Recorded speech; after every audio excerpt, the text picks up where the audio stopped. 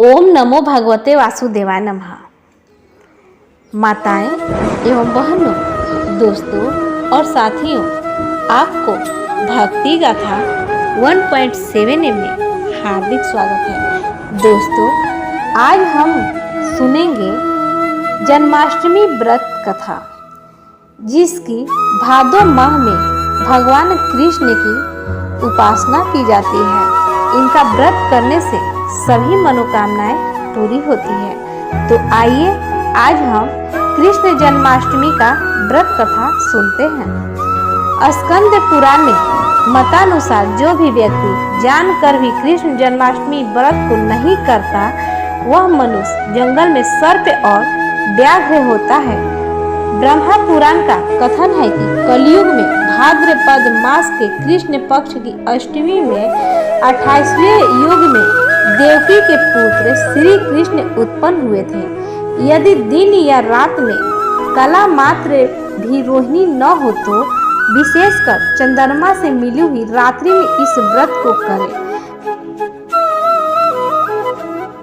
भविष्य पुराण का वचन है, भादो मास के शुक्ल पक्ष में कृष्ण जन्माष्टमी व्रत को जो मनुष्य उपवास करना कहा गया है, यदि वह तिथि रोहिणी नक्षत्र से युक्त हो तो जयंती नाम से संबोधित की जाएगी। वही पुराण का वचन है कि कृष्ण पक्ष की जन्माष्टमी में यदि एक कला भी रोहिणी नक्षत्र हो तो उसको जयंती नाम से ही संबोधित किया जाएगा। अतः उसमें प्रयत्न से उपवास करना चाहिए। कथा। इंद्र ने कहा, हे ब्रह्मपुत्र, हे मुनियों, मैं श्रेष्ठ सभी शास्त्रों के ज्ञाता है। देव व्रतों में उत्तम उस व्रत को बताएं जिस व्रत से मनुष्य को मुक्ति लाभ प्राप्त हो, तथा हे ब्रह्मा, उस व्रत से प्राणियों को भोग व मोक्ष की प्राप्त हो जाए।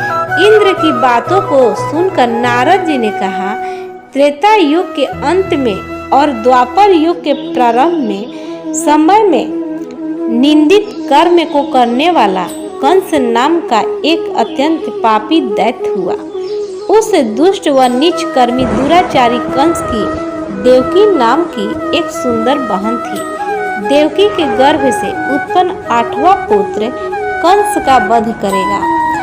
नारद जी की बातें सुनकर इंद्र ने कहा, हे महामते, उस दुराचारी कंस की कथा का विस्तार पूर्वक वर्णन कीजिए। क्या यह संभव है कि देवकी के गर्भ से उत्पन्न 8वां पुत्र अपने मामा कंस की हत्या करेगा? इंद्र की संदेह भरी बातों को सुनकर नारद जी ने कहा कि हे आदित्य पुत्र इंद्र, एक समय की बात है, उस दुष्ट कंस ने एक ज्योतिषी से पूछा कि ब्राह्मणों में श्रेष्ठ ज्योति विद्या मेरी मृत्यु किस प्रकार और किसके द्वारा होगी? ज्योतिषी बोले, हे दानव, मैं श्रेष्ठ कंस वसुदेव की धर्म पत्नी देवकी, जो वाक्पटु है और आपकी बहन भी है, उसी के गर्भ से उत्पन्न उसका 8वां पुत्र, जो कि शत्रुओं को भी पराजित कर इस संसार में कृष्ण के नाम से विख्यात होगा, वही एक समय सूर्योदय काल में आपका वध करेगा। ज्योतिषी की बातें सुनकर कंस ने कहा, हे देवर बुद्धिमानों, मैं अग्रण्य, अब आप यह बताएं कि देवकी का 8वां पुत्र किस मास में किस दिन मेरा वध करेगा? ज्योतिषी बोले, हे महाराज, माघ मास की शुक्ल पक्ष की तिथि को 16 कलाओं से पूर्ण श्री कृष्ण से आपका युद्ध होगा। उसी युद्ध में वे आपका वध करेंगे। इसलिए हे महाराज, आप अपनी रक्षा यत्न पूर्वक करें। इतना बताने के पश्चात नारद जी ने इंद्र से कहा, ज्योतिषी द्वारा बताए गए समय पर ही कंस की मृत्यु कृष्ण के हाथ ही निसंदेह होगी। तब इंद्र ने कहा, हे मुनि, उस दुराचारी कंस की कथा का वर्णन कीजिए और बताइए कि कृष्ण के जन्म कैसे होगा तथा कंस का मृत्यु कृष्ण द्वारा किस प्रकार होगी। इंद्र की बातों को सुनकर नारद जी ने पुनः कहना प्रारंभ किया।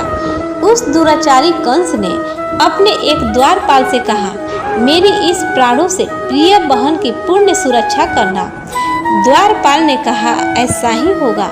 कंस के जाने के पश्चात उसकी छोटी बहन दुखित होते हुए जल लेने के बहाने घड़ा लेकर तालाब पर गई। उस तालाब के किनारे एक घनघोर वृक्ष के नीचे बैठकर देवकी रोने लगी। उसी समय एक सुंदर स्त्री जिसका नाम यशोदा था, उसने आकर देवकी से प्रिय वाणी में कहा, हे कांते, इस प्रकार तुम क्यों विलाप कर रही हो?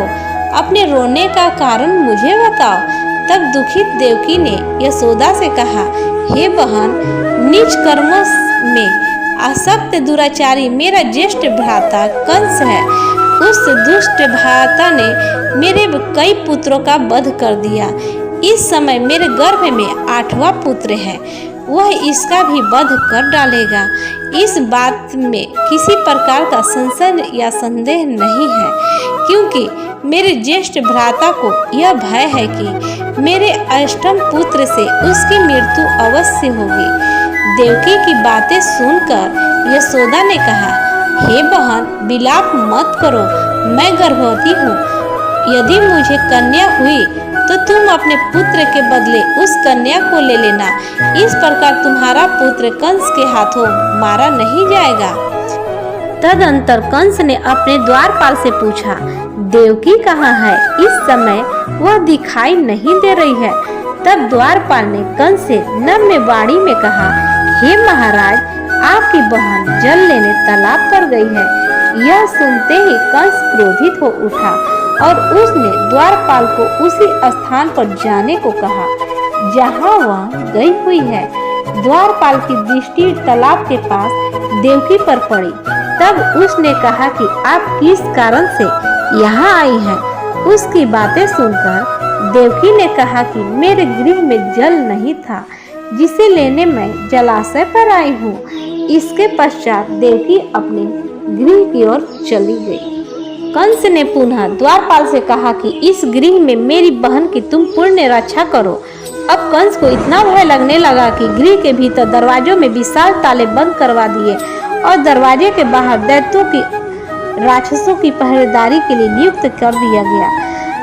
कंस हर प्रकार से अपने प्राणों को बचाने के प्रयास कर रहा था। एक समय सिंह राशि के सूर्य में आकाश मंडल में जलाधारी मेघों ने अपना प्रभुत्व स्थापित किया। भादो मास की कृष्ण पक्ष की अष्टमी तिथि को घनघोर अर्धरात्रि थी। उस समय चंद्रमा भी वृष राशि में था। रोहिणी नक्षत्र बुधवार के दिन सौभाग्य योग से संयुक्त चंद्रमा के आधी रात में उदय होने पर आधी रात के उत्तर एक घड़ी जब हो जाए तो स्मृति समृद्धि पूर्वोक्त फल निसंदेह प्राप्त होता है। इस प्रकार बताते हुए नारद जी ने इंद्र से कहा, ऐसे विजय नामक शुभ मुहूर्त में श्री कृष्ण का जन्म हुआ और श्री कृष्ण के प्रभाव से ही उसी क्षण बंदी गृह के दरवाजे स्वयं खुल गए। द्वार पर पहरा देने वाले पहरेदार राक्षस सभी मूर्छित हो गए। देवकी ने उसी क्षण अपने पति वसुदेव से कहा, हे स्वामी, आप निद्रा का त्याग करें और मेरे इस अष्टम पुत्र को गोकुल में ले जाएं। वहां इस पुत्र को नंद गोप की धर्म पत्नी यशोदा को दे दे। उस समय यमुना जी पूर्ण रूप से बाढ़ग्रस्त थी, किंतु जब वसुदेव जी बालक कृष्ण को सूप में लेकर यमुना जी को पार करने के लिए उतरे, उसी क्षण बालक के चरणों का स्पर्श होते ही यमुना जी अपने पूर्व स्थिर रूप में आ गई। किसी प्रकार वसुदेव गोकुल पहुंच गए और नंद के गृह में प्रवेश कर उन्होंने अपना पुत्र तत्काल उन्हें दे दिया और उसके बदले में उनकी कन्या ले ली। वे तत्क्षण वहां से वापस आकर कंस के बंदी गृह में पहुंच गए।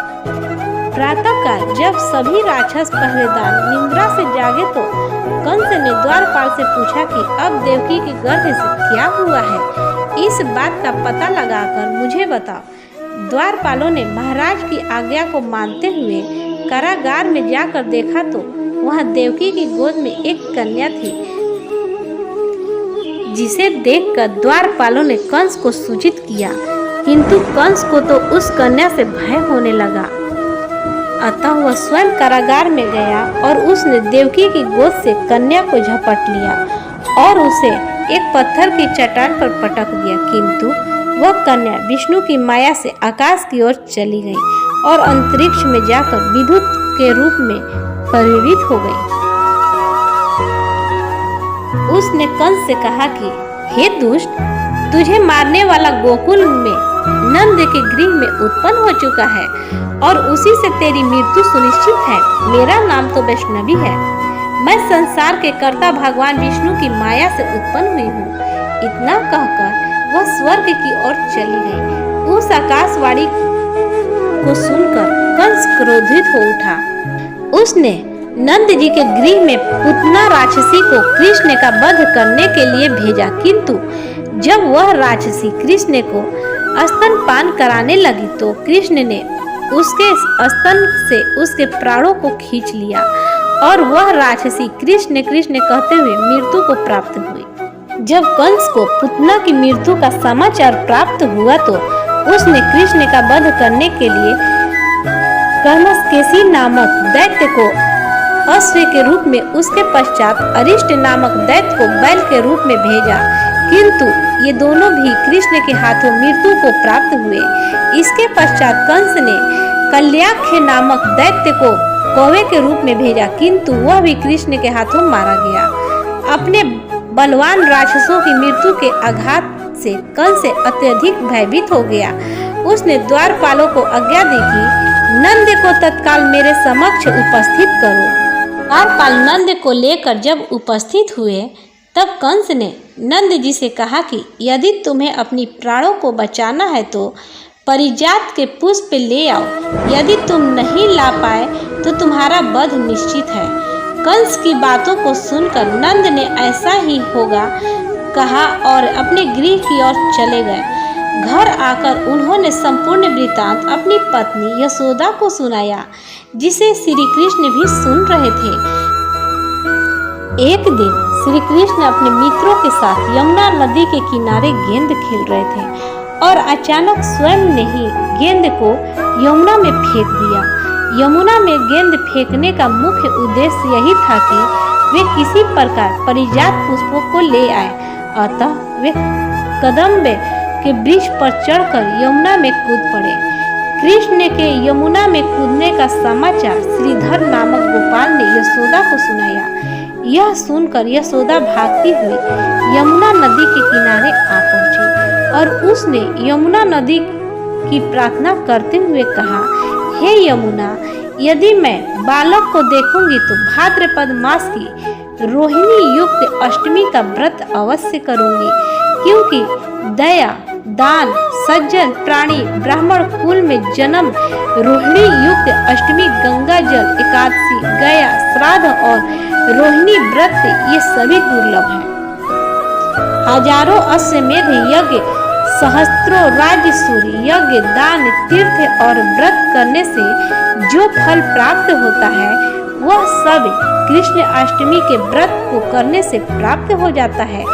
यह बात नारद जी ऋषि ने इंद्र से कही। इंद्र ने कहा, हे मुनियों, मैं श्रेष्ठ नारद यमुना नदी में कूदने के बाद उस बाल रूपी कृष्ण ने पताल में जाकर क्या किया, यह संपूर्ण वृत्तांत भी बताए। नारद ने कहा, हे इंद्र, पताल में उस बालक से नागराज की पत्नी ने कहा कि तुम यहाँ क्या कर रहे हो, कहाँ से आए हो और यहाँ आने का क्या प्रयोजन है।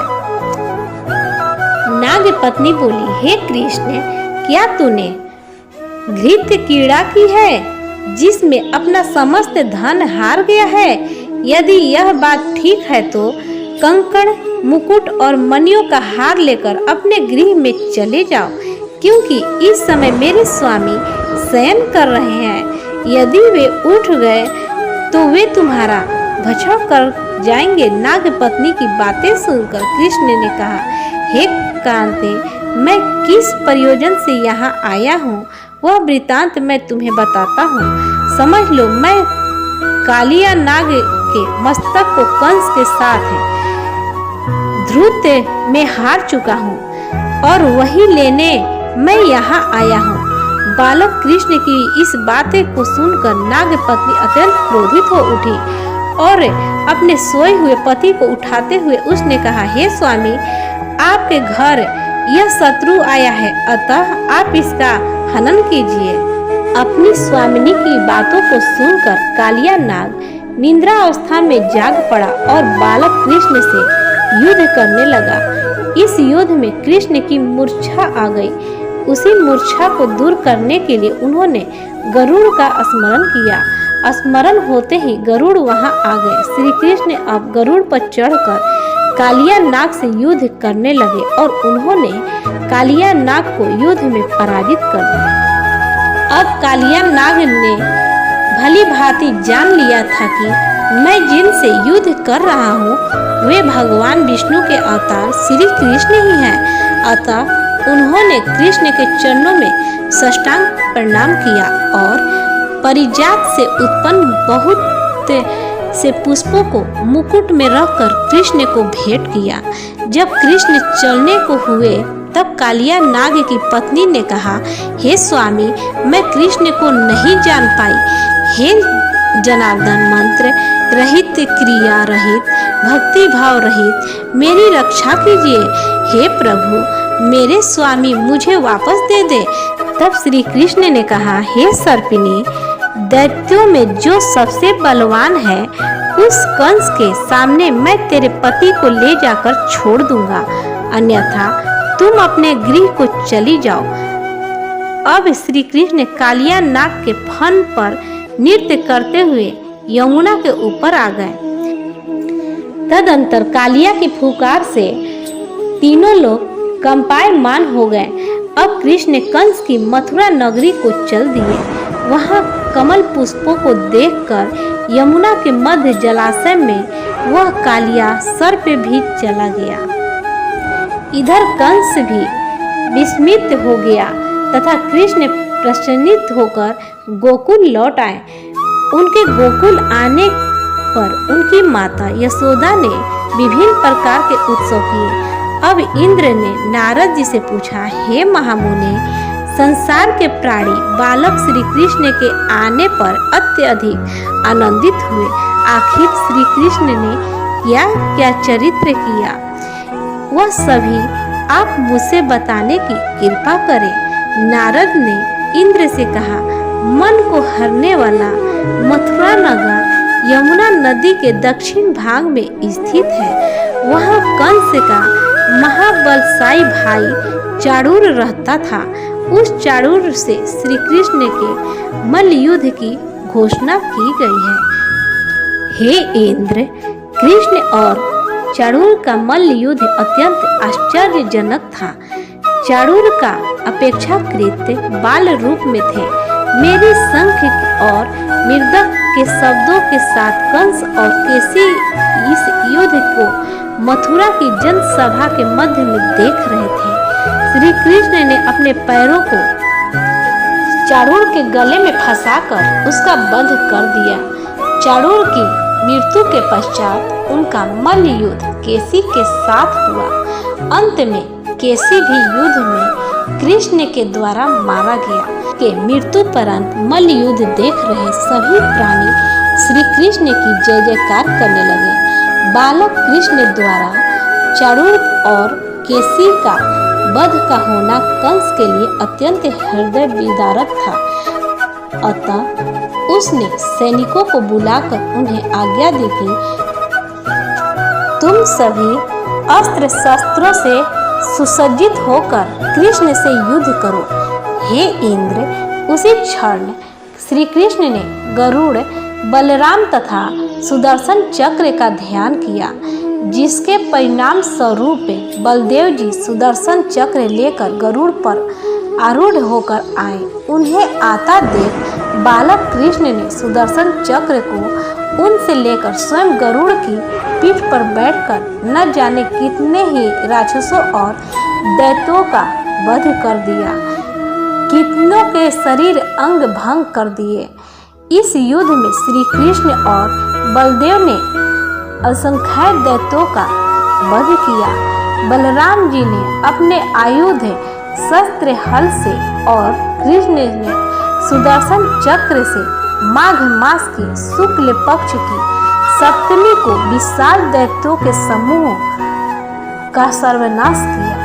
जब अंत में केवल दुराचारी कंस ही बच गया तो कृष्ण ने कहा, हे दुष्ट अधर्मी दुराचारी, अब मैं इस महायुद्ध स्थल पर तुझसे युद्ध कर तथा तेरा वध कर इस संसार को तुझ से मुक्त करूंगा। यह कहते हुए श्री कृष्ण ने उसके केशों को पकड़ लिया और कंस को घुमाकर पृथ्वी पर पटक दिया, जिससे वह मृत्यु को प्राप्त हुआ। कंस के मरने पर देवताओं ने शंख घोष व पुष्प वृष्टि की वहां उपस्थित समुदाय श्री कृष्ण की जय जयकार कर रहा था। कंस की मृत्यु पर नंद देव की वसुदेव, यशोदा और इस संसार के सभी प्राणियों ने हर्ष पर्व मनाया। इस कथा को सुनने के पश्चात इंद्र ने नारद जी से कहा, हे ऋषि, इस कृष्ण जन्माष्टमी का पुण्य विधान बताएं एवं इसके करने से क्या पुण्य प्राप्त होता है, इसके करने की क्या विधि है। नारद जी ने कहा, हे इंद्र, भाद्रपद मास की कृष्ण जन्माष्टमी को इस व्रत को करना चाहिए। उस दिन ब्रह्मचार्य आदि नियमों का पालन करते हुए श्री कृष्ण का स्थापन करना चाहिए। सर्वप्रथम श्री कृष्ण की मूर्ति स्वर्ण कलश के ऊपर स्थापित कर चंदन, धूप, पुष्प, कमल पुष्प आदि से श्री कृष्ण प्रतिमा को वस्त्र से वेष्टित कर विधि पूर्वक अर्चन करें। गुरुजी छोटी पीतल और सौठ को श्री कृष्ण के आगे अलग अलग रखें। इसके पश्चात भगवान विष्णु के 10 रूपों को देवकी सहित स्थापित करें। हरि के सात्रिहृदय में भगवान विष्णु के 10 अवतारों गोपिका, यशोदा, वसुदेव, नंद, बलदेव, देवकी, गायों, वत्स, कालिया, यमुना, नदी, गोपगण और गोप पुत्रों का पूजन करें। इसके पश्चात 8वें वर्ष की समाप्ति पर इस महत्वपूर्ण व्रत का उद्यापन कर्म भी करें। यथाशक्ति विधान द्वारा श्री कृष्ण की स्वर्ण प्रतिमा बनाएं। इसके पश्चात मत्स्य कुर्म में इस मंत्र द्वारा अर्चना आदि करें। अक्षय ब्रह्मा तथा 8 रिक्त बीजों का वैदिक रीति से वरण करें। प्रतिदिन ब्राह्मण को दक्षिणा और भोजन देकर प्रसन्न करें। इसीलिए तो कहा जाता है कि जो भी व्यक्ति भगवान श्री कृष्ण की जन्माष्टमी का व्रत करता है, भगवान उसकी सभी मनोकामनाएं पूरी करते हैं, उसकी सदैव रक्षा करते हैं, उसके घर में धन्य धान्य का भंडार भरा रहता है। तो प्रेम से बोलिए भगवान कृष्ण की जय, माँ राधा की जय, समस्त देवी देवताओं की जय। दोस्तों, अगर आपको हमारी वीडियो अच्छी लगी हो तो लाइक, शेयर, कमेंट एवं सब्सक्राइब जरूर करें। आगे हमारी वीडियो पर आपको आरती मिलेगी।